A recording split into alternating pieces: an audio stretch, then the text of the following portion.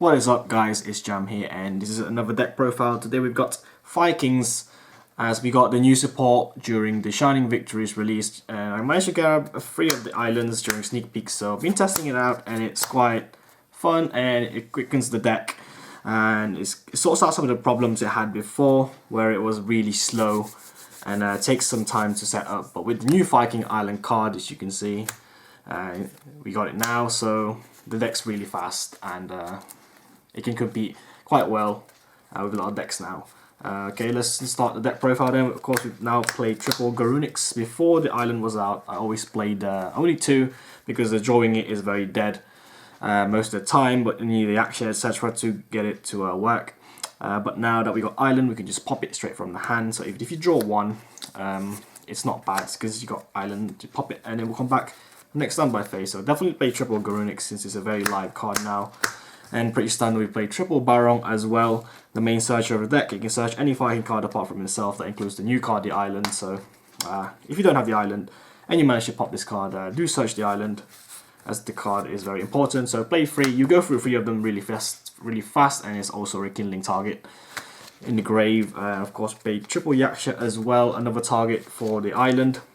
Keep in mind that Barong and Yaksha have an effect in hand, where if you pop a monster, a Viking monster, you can spec them from hand, and if you do use island to pop the card, you can instantly add this card, or Yaksha for example, and then pop.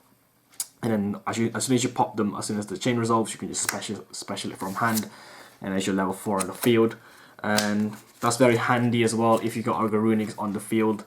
You can just pop the Garunix and then special summon a Barong, and then next turn Garunix will come back and nuke the Barong. So that's the main combo. But yeah, definitely play free of Yaksha, since if you pop Yaksha and you only have Yaksha on the field, you can add a Garunix with the island, and then with the Yaksha on the grave, it will resolve. It lets you pop the Garunix from hand. So basically popping Yaksha is the same as popping Garunix from the hand. You can also pop it from the field and you can normal summon it for damage. So play 3 Yakshas. Those are the only Viking monsters that we do play. The rest that we play is 1 Gorilla and 1 Wolfbark. We don't play Bear, the 5 is Bear, because we've got so much destruction already in the deck. And only 1 Wolfbark because I hate drawing it at the start of the game and it's just dead. You can pop it with a Viking. You can pop these with a Viking Island. I like doing Tenki Gorilla, pop a back row, and then Viking Island, pop this. Get a Yaksha usually, which next turn you can pop with the Viking Island. Or if you got Wolfbark mid game, you can resurrect a Barong, then pop the Barong with the Viking Island, and then special summon whatever you add from hand. For example, another Barong or a Yaksha. And that makes, I mean, it's still got a rank 4, and then next standby phase you get a search with Barong. So we only play 1 of each though. If you want to play 2 Wolfbark, you can play 2, drop the Gorilla as well if you want to do that. But I just like Gorilla, since it gets rid of a lot of annoying back row before you do your plays. So that's all the monsters that we play, not many, about 10 I think, or just over 10, 11 I believe. And then of course we play triple Viking Island and only 2 terraforming. I think it's enough to get it starting the game. If you get 2 of these, it's alright. You can pitch this with Twin Twisters for example, and if you do get terraforming in that, you can activate this and then set terraforming to pretend it's a threatening back row. You just need to search it. It's just a really good card because it speeds up the deck, which is a very slow deck, but now it's not as slow. Of course, play triple Onslaught, aka instant Garunix. Just play 3, it's just strong, it's from the structure deck. I only played 2 Cycle Bot. Beforehand I was always playing just 1 because it's a dead card beginning the game. Mid game is still a dead card sort of, and now it's a faster deck, so we can afford to get these. It's also searchable by Barong, so usually search this mid game anyway to save your Garunix from getting 101 or Castelled and popping it, and it'll come back next standby phase. So definitely play 2 now. That's a good ratio in my opinion. Triple Tenki of course, get all the Beast Warriors, pretty standard. You can also pop this with Gorilla, so that combo. So you can search it with Tiger King. And I hate back row. I usually use this during Scrub League, and people use a lot of back row, like especially now your Senjus and stuff are back. So there's like Macro, Dim Fissure, and Necro Valley, and those annoying shits that come.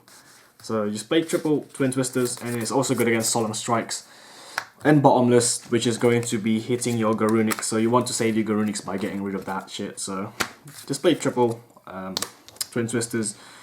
Keep in mind that you got a lot of cards in hand because of Viking Island. Viking Island is basically a +1 each turn if you keep popping Garunic, so to this card isn't that much of a problem. And it also faces off the grave and gets rid of dead cards. And this is the one, sometimes the MVP of the deck, supply squad, but it's very dead if you don't have any monsters.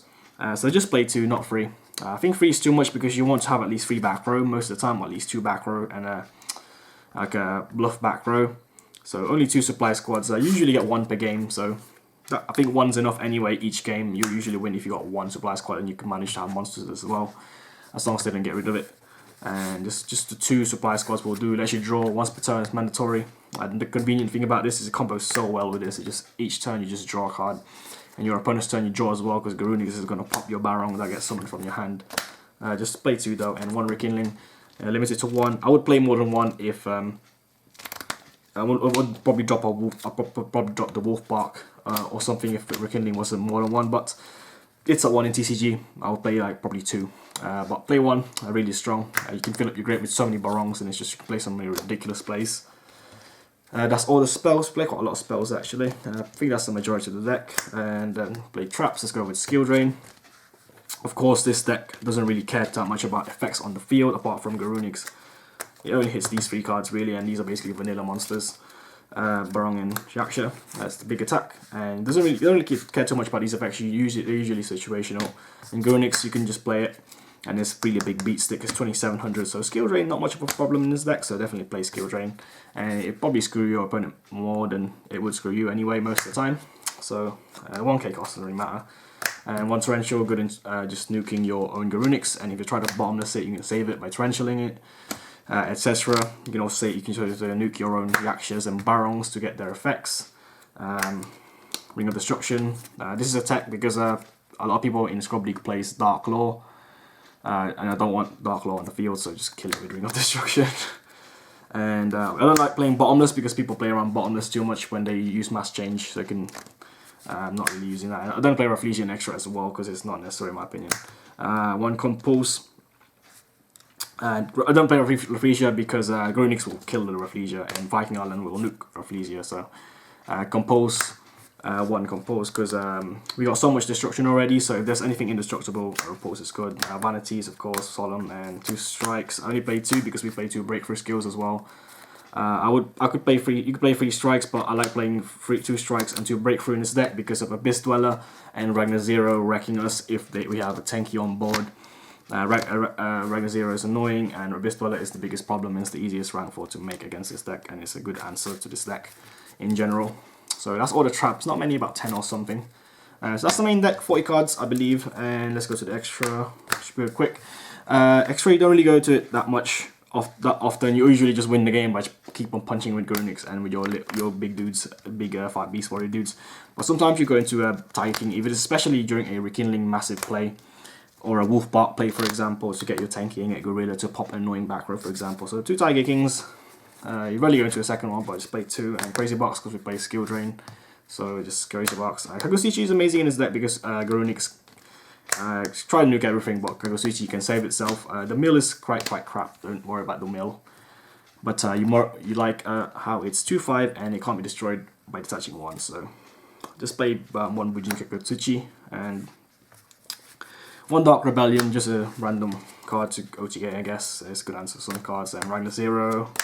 Also, same reason when we play 101, Kagosuchi, you can eat their thing, and then Garunic's comes back and try and nukes it, but it can save itself, so detach 1 instead. Hotline Dracos, we play the island and the continuous tankies, so you can just attack directly sometimes.